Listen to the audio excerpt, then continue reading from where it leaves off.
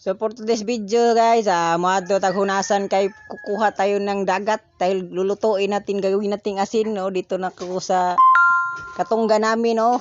Kukuha ako ng munting dagat para lagyan natin sa kawali kung may asin ba tayong makukuha oh.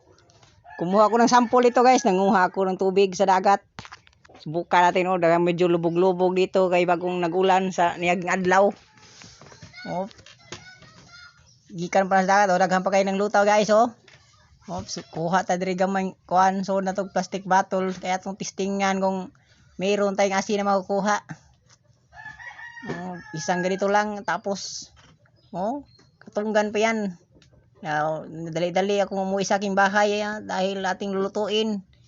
Ating isasalang ito at ating bubuksan.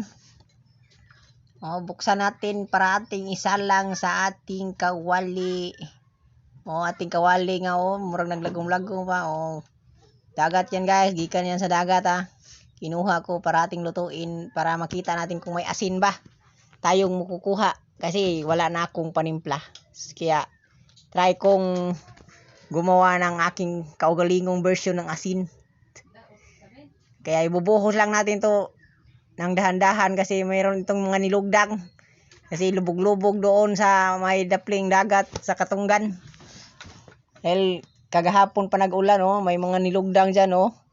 Kaya ating dahan-dahanin para ating lutuin sa ating munting kawali. At ating makikita oh, pure dagat yan guys oh, walang problema, marami tayong panggatong dito oh. Subukan natin oh, dito natin ilagay sa ating impressive na kalan oh. Subukan natin oh, medyo kumulo-kulo na siya dito guys oh. Mayroon nang nakikita kung gunti-munting asin oh.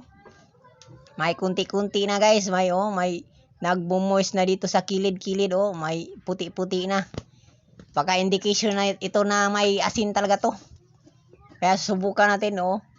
Medyo hindi pa masyadong kumulo-kulo itong aking nilulutong asin at ay dagat pala. Pating so medyo may nakikita na tayong asin-asin guys oh.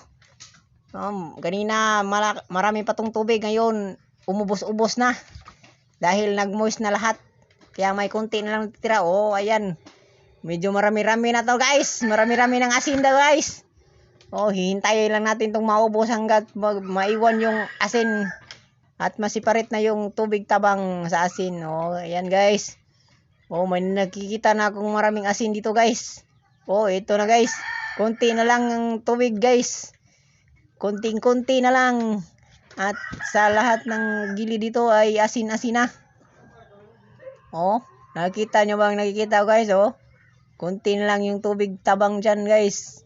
Yung naiiwan lang yung asin or alat nating dagat. Kaya hintayin nating maubos to. Pero mga halos 2 oras ito kapin bago ito na naubos yung tubig tabang dito at naiwan yung asin guys. Kaya marami-raming kahoy yung naubos ko dito sa pagluluto ng dagat para maging asin. Pero mayroon talagang asin guys oh.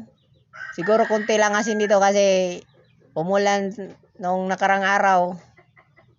Kaya medyo konti-konti na lang yung dagat oh.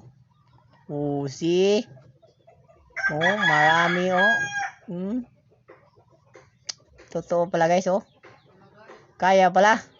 Pero sos, kahirap naman magluto nito guys. 2 oras kapin guys. Nagsimula ako alas 2. Natapos to alas 4 kapin. Pero okay lang kasi oh, diba asin na guys. Kut-kutin na natin guys oh. Asin na yan guys oh. Puro asin na yan guys. Oh, kut-kutin kasi antigas nito guys. Antigas-tigas. Si dumikit ng mahayo dito sa ating kawali. Kaya natagbo ako ginuskos nito oh. Sus, kahirap naman kuskusin nito guys. Yes, pero okay lang at least. Meron tayong nakukuhang asin oh, di ba? May asin talaga pero konti lang itong asin guys, mga siguro nasa 4 na kutsara lang to. Kasi medyo hindi ganong maraming asin. Siguro kung doon sa medyo malalim. Marami-rami sana to. Pero dito doon lang ako sa mababaw eh. Medyo mula nung nakarang araw. Kaya ito. Medyo konti na lang nakukuha kong asin kasi mix na yung tabang at saka kuan. Pero at least asin talaga siya guys. Sinalin ko na sa lalagyan guys. Di ba? Tinikpan po abong parat yun guys. Parat kay guys. Asin yun. Di ba? May asin talaga guys. Di ba? Pero kahirap naman magluto nito. Ang tagal maluto. 2 oras. Konti lang, isa lang plastic bottle pero 2 oras. Pero at least, di ba? May pantimpla na ako. Di ba daming asin, mga 4 na kutsara, di kaya 5. Kaya legit talaga guys. Asin talaga, di ba? Asin. Yeah.